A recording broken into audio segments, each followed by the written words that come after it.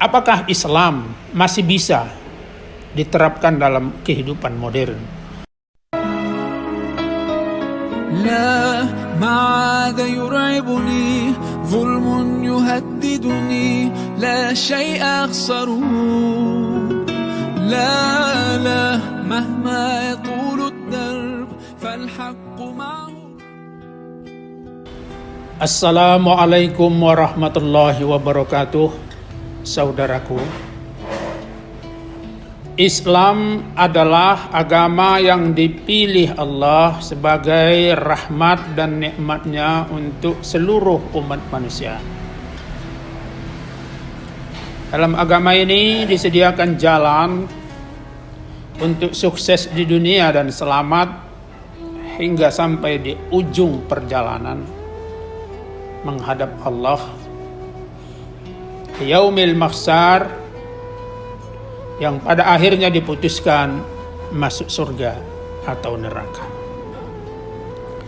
Karena ajaran ini dirancang oleh pencipta alam, Allah Subhanahu wa taala, maka ajaran ini dapat dipastikan selalu relevan dengan semua zaman dan tempat. Al-Islamu salihun likulli zamanin wa makan. Akan tetapi karena perkembangan peradaban umat manusia, transformasi sosial, akhirnya kesempurnaan Islam itu seringkali tak terlihat di dalam kenyataan kehidupan, karena seringkali dianggap bertentangan atau paradoks dengan kenyataan yang terjadi. Itulah sebabnya para ahli mengkhawatirkan apakah Islam masih bisa diterapkan dalam kehidupan modern.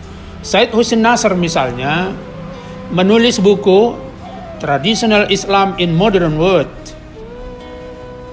Mungkinkah tradisi Islam bisa diamalkan dalam kehidupan modern? Saudaraku, saat ini ketika umat manusia menghadapi pandemik COVID-19 yang melanda umat manusia, maka kita berhadapan dengan hal yang sama. Kita lihat misalnya social distancing atau physical distancing, bahkan lockdown secara zahiriyah sering terlihat seakan-akan menabrak tradisi-tradisi Islam. Kita lihat misalnya Islam mengajarkan bahwa sholat di masjid berjamaah 27 kali lebih afdal daripada sholat sendiri di rumah. Yang kedua, Islam mengajarkan tentang musafahah, salaman.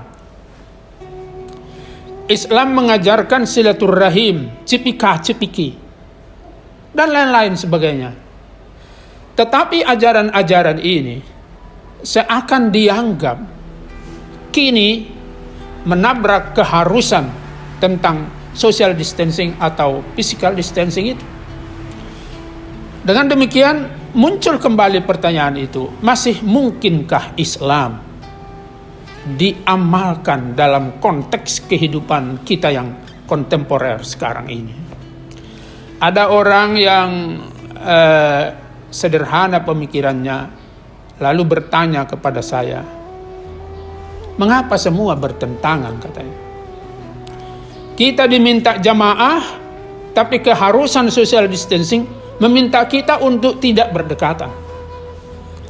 Kita diminta untuk musafahah, tetapi dalam konteks menghindarkan wabah, kita harus physical distancing. Kita diminta untuk silaturahim, sekarang agak sulit kita melakukannya, saudaraku. Sehingga sampai pada satu pertanyaan penting, akankah keadaan akan kembali normal seperti sedia kala? Saudaraku, kita tidak dapat menjamin bahwa akan kembali normal sebagai sedia kala, tetapi kita insya Allah bisa mengatakan akan kembali normal.